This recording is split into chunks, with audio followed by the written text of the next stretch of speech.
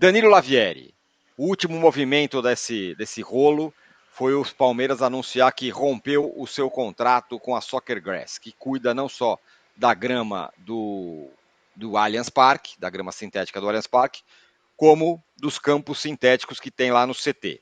Rompeu o contrato. O Palmeiras já tinha anunciado que não joga mais no Allianz enquanto esse gramado não for arrumado. Isso no domingo, né, depois do clássico contra o Santos, e agora também rompeu com a Soccer Grass. Minha pergunta é: o que o Palmeiras tenta fazer com isso? Sufocar financeiramente a Soccer Grass ou a W Torre? Dar uma resposta para o palmeirense e para as pessoas? Qual é, qual é a jogada, no bom sentido, do Palmeiras e da Leila com essa nova medida? Bom dia a todos. Primeiro assim, o Palmeiras rompeu com a Soccer Grass, que cuida do campo sintético que tem no CT, mas o contrato da Soccer Grass com a W Torre Real Arenas continua.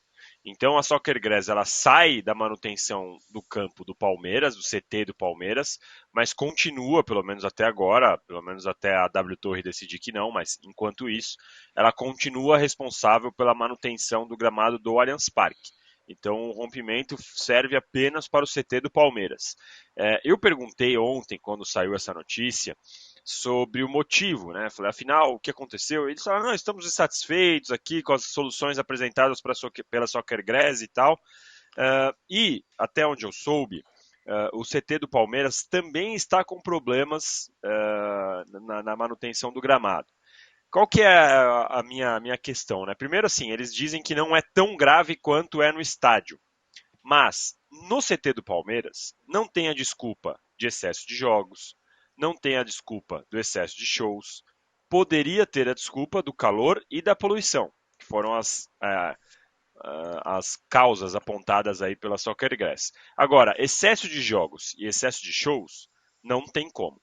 Então, quando surge essa questão do gramado do Palmeiras estar ruim e o único responsável, neste caso, o Palmeiras não pode se esconder atrás da W Torre no CT, indica que tem algum problema com o gramado que não é só de manutenção, que não é só uma questão de excesso de jogos. Pode ser que de fato esse termoplástico usado não sirva para São Paulo, não sirva para as temperaturas que a gente está acostumado a viver e serve para a Holanda, serve sei lá para onde que esse material é usado e é fabricado. Então, para mim, tem alguma coisa ainda um pouco mal explicada nessa questão, nessa resolução, nessa saída da Soccer Grass do CT do Palmeiras. O Palmeiras jura que tem problemas no CT, mas não tão graves quanto o do estádio. Para mim, ainda tem alguma coisa mal explicada, porque se a questão da manutenção do CT do Palmeiras fica só na conta do Palmeiras, o Palmeiras não tem que culpar. Então, Tironi, tem alguma coisa ainda estranha nessa questão quando a gente fala do gramado do CT do Palmeiras. Muito bem. Mauro, tem uma reportagem do Bruno Madri e do Flávio Latifi aqui que pode ajudar a esclarecer um pouco o que vem acontecendo. O Allianz Parque, o estádio do Palmeiras, recebeu 3 vezes mais shows do que jogos de futebol desde outubro do ano passado, que é o período que começam as reclamações do Abel, de todo mundo, com relação aos estádios. Foram 27 mega shows no estádio, incluindo Paul McCartney, Taylor Swift. Houve ainda partidas festivas, atividades menores, em que a arquibancada não foram utilizadas nessas ocasiões, por isso não entraram no levantamento. O São Paulo, o Palmeiras recebeu 8 partidas profissionais de futebol, 8, enquanto foram 27 shows. Entre os jogos palmeirenses no Allianz estão a eliminação da Libertadores diante do Boca e a goleada do Palmeiras sobre o São Paulo no Campeonato Brasileiro. Então, ou seja, foram 3 vezes mais shows do que jogos no Allianz. Que no fim das contas é o modelo de um estádio.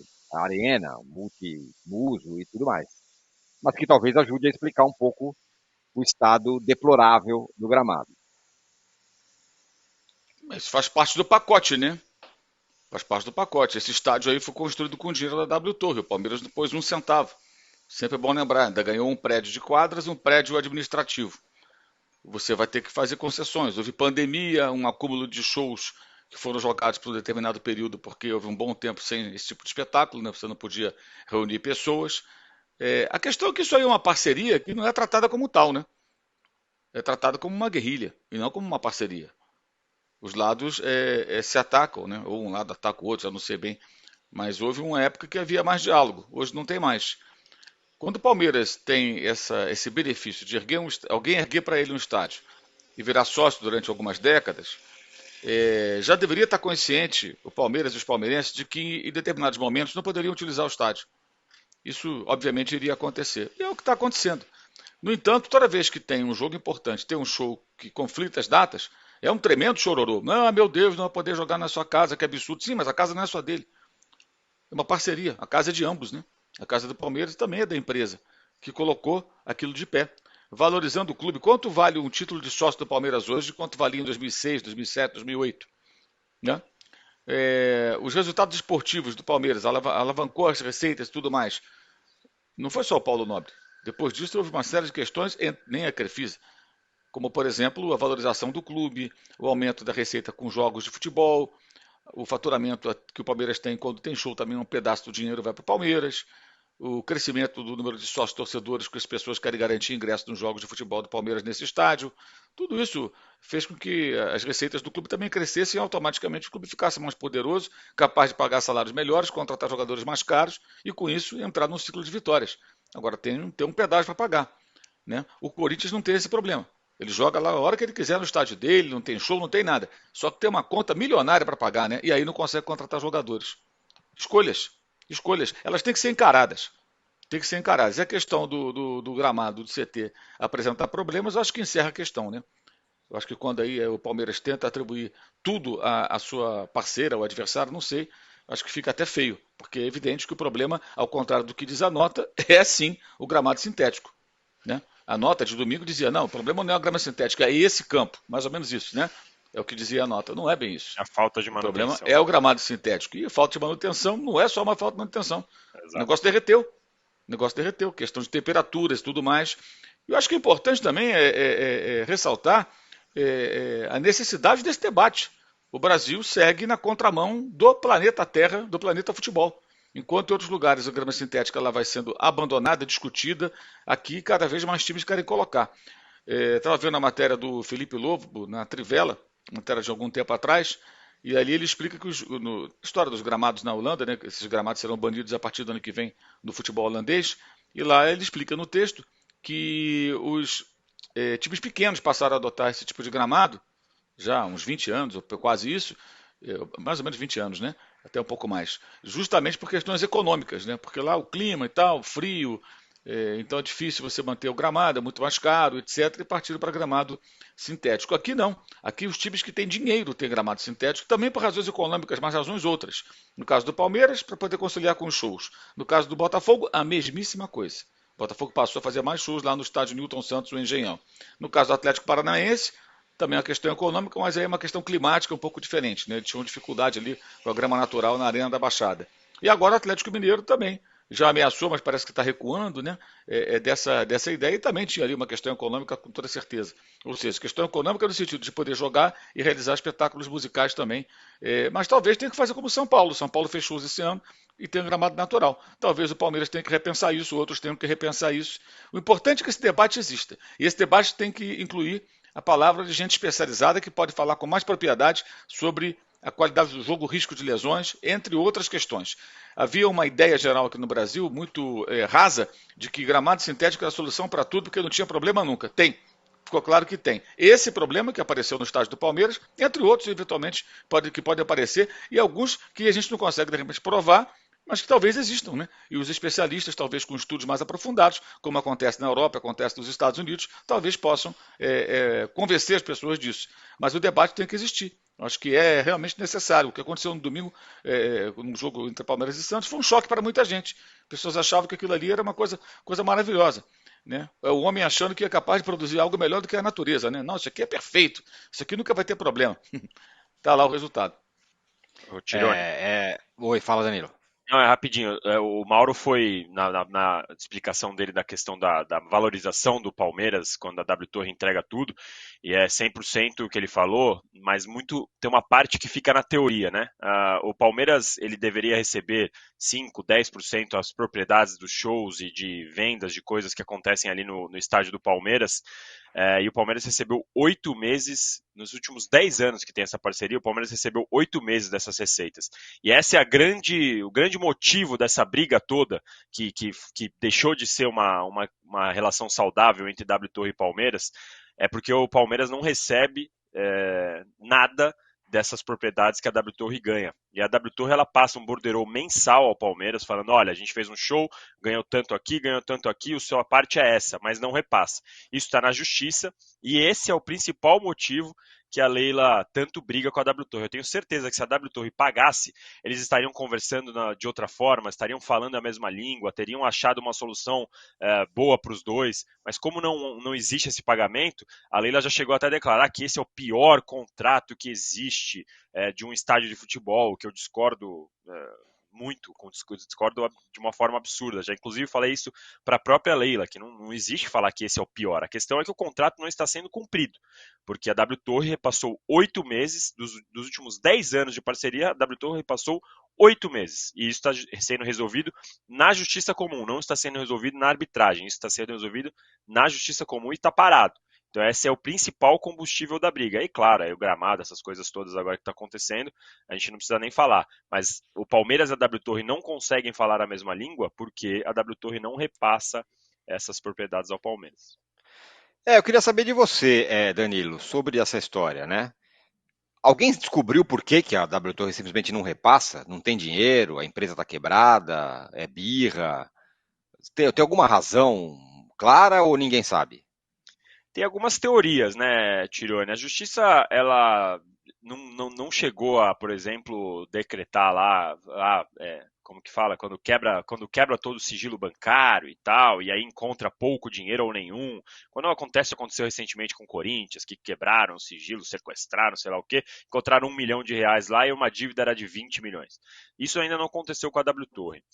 O Palmeiras entende que a W Torre está usando essa grana que deveria ser repassada ao Palmeiras para pagar o parcelamento. O estádio do Palmeiras ele foi feito com a iniciativa privada, com a W Torre, mas com a grana do Banco do Brasil. E esse parcelamento ele tem que ser quitado aí aos poucos pela W Torre. O Palmeiras entende que a W Torre pega essa grana para pagar esse parcelamento. E, ao mesmo tempo, conversa com São Paulo, com Santos e com Maracanã para fazer parcerias. Isso revolta ainda mais a Leila e o Palmeiras. Fala, pô, os caras não nos pagam, estão nos devendo, tá todo mundo sabendo que está na justiça, a dívida ultrapassa a casa dos 140 milhões de reais, 8 meses em 10 anos, então assim, 8 meses de 120 meses, e a W Torre continua tranquila no mercado, conversando com o São Paulo para fazer o aumento do estádio do São Paulo, conversando com os Santos para reformar a Vila Belmiro. Então, é uma questão misteriosa e o que mais me assusta, na verdade não me assusta, né? É normal que aconteça aqui, mas a demora da justiça para resolver alguma coisa. É um negócio, assim, tá parado há muito tempo. Palmeiras já tentou justiça comum, justiça criminal, já tentou falar que a W Torre está com apropriação indébita, mas nada disso por enquanto funcionou. Segue essa briga.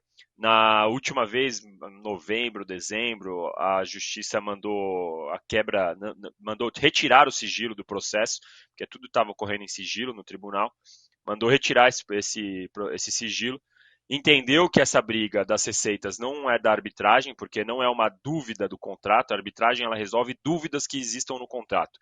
Nesse caso da receita não é uma dúvida, é fato, a W Torre deveria repassar, mas não repassa. E está lá, tá parado na justiça, enquanto isso a W Torre fazendo contratos com Santos, São Paulo e Maracanã. Deixa eu só insistir mais um ponto com você, e aí eu passo a bola para o Mauro, porque eu acho que você pode, talvez você tenha você tenha informações sobre isso. Diante dos passos que foram dados, os seguintes: o Palmeiras não joga mais no Allianz Parque, o Palmeiras rompe seu contrato lá com a Soccer Grass para o CT. Mas mais precisamente sobre romper, não fazer mais jogos no Allianz. Quem sai perdendo com isso? É a W Torre? É ela que vai asfixiar financeiramente a W Torre? Ou o Palmeiras sai perdendo mais do ponto de vista esportivo? Quem que você acha que perde mais? Assim, é difícil mensurar quem vai perder mais, porque o Palmeiras com certeza perde do lado esportivo. O Abel já falou que não gosta de jogar na Arena Barueri, que não se sente em casa. A renda na Arena Barueri é muito menor. Nos últimos 3 jogos, Santos, Inter e Atlético, que o Palmeiras fez em Barueri, a renda foi de 1.300.000, mais ou menos, a renda líquida. Isso no Palmeiras, o Palmeiras faz mais do que isso, muito mais do que isso em um jogo só, quando joga no Allianz Parque. É pior para o sócio torcedor do Palmeiras, então assim, nessa parte financeira e esportiva, é ruim para o Palmeiras. Mas foi uma decisão que foi iniciada pelos jogadores e pela comissão técnica, conversaram com a diretoria de futebol e pediram para não jogar mais lá. E do Santos foi a gota d'água, né? A gente lembra do chiclete que tem na chuteira, e aí é um risco de saúde e tudo mais. Mas também a estratégia do Palmeiras de falar que não joga mais no Allianz Parque, ela é uma estratégia que tenta, como você usou a palavra, asfixiar a W Torre. Por quê? A W Torre ganha dinheiro, claro, com shows e tudo mais, mas ela tem lá no estádio patrocinadores, entre eles o do Name Rights, patrocinadores de placas e tudo mais, que pagam, claro, para aparecer no show, mas muito para aparecer nos jogos do Palmeiras. E aí tem outras coisas: camarote, donos de camarote, tem restaurante e tem bar. Para você ter uma ideia, Tirone, tem bar lá, tem um camarote que tem um bar que chega a cobrar mais de R$ 1.000 por ingresso quando o Palmeiras joga lá, porque tem atração, tem show, tem um open bar antes do jogo, open bar depois do jogo. Tem um bar que tem uma vista panorâmica da parte de trás do Allianz Parque. Então aquilo lá em dia de jogo é muito importante para quem comprou aquele espaço. E além disso, a W Torre tem direito a 10.000 cadeiras. E ela vende isso naquele programa chamado Passaporte, que é uma espécie de sócio-torcedor da W Torre. Você compra diretamente da W Torre, tem direito a ir aos jogos do Palmeiras, inclusive com o nomezinho na cadeira e tudo mais, e tem direito a desconto, alguma preferência em dias de show. Esse programa Passaporte rende aí para a W Torre mais de 30 milhões de reais. Então é uma asfixia também financeira. O Palmeiras, quando fala não vou jogar mais lá, ele tenta tenta acelerar o processo, porque a W Torre sabe que vai ser pressionada por patrocinadores, por donos de camarotes e por esses donos das cadeiras. Porque esses donos da cadeira, por mais que eles tenham esses benefícios em shows e tudo mais, o principal é tudo palmeirense querendo ver jogo do Palmeiras. A partir do momento que o Palmeiras pode ficar 1, 2, 3 meses sem jogar no Allianz e vai jogar no Barueri, esse benefício não é transportado para Barueri. O cara que paga o passaporte não consegue ter o ingresso em Barueri. Então ele está pagando uma coisa que não existe. Já tem um movimento de alguns torcedores e tal, falando que vão cancelar. Então é isso. A estratégia do Palmeiras foi dar ali um checkmate no Allianz Parque, na W Torre, para tentar acelerar essa solução por parte da W Torre. Quando o Palmeiras fala que não vai ter jogo, significa que não vai ter show também? Eu assim, até onde eu sei, não tem como o Palmeiras, a não ser que ele consiga algo na justiça, não tem como o Palmeiras vetar shows, porque o estádio, como disse o Mauro, é uma parceria. A W Torre tem direito a operar os estádios todos os dias e no dia de jogo a operação é do Palmeiras. Então o Palmeiras não pode chegar e falar, ó, aqui não tem mais jogo, não tem mais show, não tem como fazer isso. A não ser que ele vá por algum caminho judicial e a justiça seja rápida o suficiente a ponto de proibir. Mas o Palmeiras não tem o poder de falar aqui não tem mais show. Ô Mauro, a gente está vivendo agora uma lupa sobre gramados. Não que nunca teve reclamação de gramado. Teve. Reclamavam do Maracanã, que nesses últimos anos que tinha o gramado ruim, do estádio do Fortaleza e tudo mais. Então, a questão do gramado sempre ela foi olhada, reclamado, mas com pouca ação. Você acha que agora descobriram aí que o gramado perfeito do Allianz não é tão perfeito assim, que também é ruim e tudo mais? Você acha que vai ter uma exigência maior em todos os aspectos, em todos os gramados? Ou você acha que vai continuar a mesma coisa? Porque agora, vamos combinar, né? Acabou de falar, vamos proibir o Allianz Parque de ter jogo, não sei o quê, o gramado é ruim, mas e sei lá, o gramado, o Maracanã, que agora tá até melhor, e a Arena Castelão? Você acha que vai ter um aumento de exigência nesse negócio? E quem poderia fazer isso? A CBF? Agora está mutado, Mauro. Não vai ter nada, Tirone. A CBF não se manifesta, ela não regulamenta nada, ela não se envolve com nada. Não vai ter nada. Vai ficar essa discussão aí. Na verdade, vai ficar essa briga da W Torre com o Palmeiras, que é uma briga dos dois, né? Interessa o futebol. Futebol, campo de jogo, qualidade do jogo, qualidade do campo, o adversário não tem nada a ver com os problemas do Palmeiras com o seu parceiro, sei lá o quê. E a CBF não vai se meter em nada, ela deixa a coisa correr solta, não vai acontecer nada. Esse assunto vai morrer daqui a alguns dias, aí vai ficar a W Torre e o Palmeiras ali brigando na justiça. Não paga, não paga porque está na justiça, ou não paga porque não sei o quê. Vai ficar essa discussão entre os dois. Mas mexer com essa estrutura não vai mexer, não vai acontecer rigorosamente nada, eu não acredito. Se fosse para acontecer, a CBF já teria se manifestado ontem. Né? Diante do que aconteceu no domingo, ontem ela teria se manifestado. Mas falou nada. O mundo ideal era a Liga de Clubes, né, Mauro? Coisas. A Liga de Clubes poderia fazer, mas a gente não tem Liga de Clubes, então... E se tiver a Liga de Clubes, está arriscado a Liga bater cabeça, porque uns vão querer a grama sintética, outros não vão querer e vão ficar brigando também. Ou seja, aí não vai ter ninguém para bater o martelo e falar, vai ser assim. Não vai ter. Isso não vai acontecer nunca, né? Vão ficar sempre brigando. Porque lá fora, quem faz, na Inglaterra, por exemplo, quem faz esse padrão é a Premier League, é eles que vão e eles que organizam. E nos campeonatos é assim. Aqui no Brasil, a gente não pode confiar que a CBF vai fazer, muito menos que os clubes vão se unir em torno dessa causa. Isso que eu ia perguntar para o Mauro, porque em outros países é isso. Por exemplo, na Premier League tem um padrão mínimo. Ó, a grama aqui, ó, tiver 1,3 cm, não vai jogar, é 1 centímetro. E tem alguém lá que fiscaliza esse negócio. Por isso os gramados são perfeitos, como na Alemanha, até na Espanha os gramados são bons. Não é isso? Tem alguém lá que toma conta desse negócio, né, Mauro? Sim, é coisa regulamentada. Como eu já falei até aqui, na Inglaterra você só vai encontrar gramado artificial em time de sexta divisão para baixo. Na toda a futebol liga até a quarta divisão você não tem grama sintética, não. Na Inglaterra você tem a primeira divisão, a Premier League, aí a Futebol League faz a segunda, a terceira e a quarta. A quinta já é organizada pela FA, que é a CBF deles, daí para baixo. Vai até a 12ª divisão, divisões amadoras, outras semiprofissionais. E a partir lá de sexta divisão você vai encontrar. Eu me lembro que uma vez, há uns 10 anos, o Arsenal foi jogar no gramado sintético do Sutton United, que é um time de Londres pequenininho, Copa da Inglaterra. Houve esse cruzamento e o Arsenal foi jogar lá. E foi uma grande discussão aquela semana. Não, vai jogar com que chuteira de tênis, chuteira de que trava, como é que os jogadores vão se adaptar? Aí foram treinar num gramado desse tipo para os jogadores entenderem como é. E na Champions League eu me lembro que o Young Boys jogava na Suíça, jogava em gramado sintético. Não sei se ainda é. Alguns anos era. E era um gramado sintético que parecia aqueles tapetes de society, bem, sabe, bem tosco. A UEFA aceitava aquilo. Não sei como é que está agora. O único time que me lembro jogando em gramado assim foi o Young Boys da Suíça. E você vê que na Rússia, por exemplo, é gramado natural. Inverno lá é um pouquinho rigoroso, né? De vez em quando neva, né? Que em neva, 12 meses, em 13 neva, né? É um negócio... Pois é. A Alemanha para o campeonato em dezembro, até janeiro, por conta do inverno rigoroso. Eles têm essa parada do campeonato. Grama natural, na Bundesliga, na segunda divisão, da Bundesliga 2. O Brasil está na contramão do mundo com essa história de gramado artificial. E o mais impressionante, repito, falei aqui ontem, no Posse de Bola, eu acho impressionante como esse debate não avança e como boa parte da mídia foge do assunto por conta do risco de cancelamento. Porque as torcidas dos times que têm gramado sintético ficam se mobilizando para atacar quem toca no assunto como se a questão fosse clubística. Não é isso, a discussão é outra.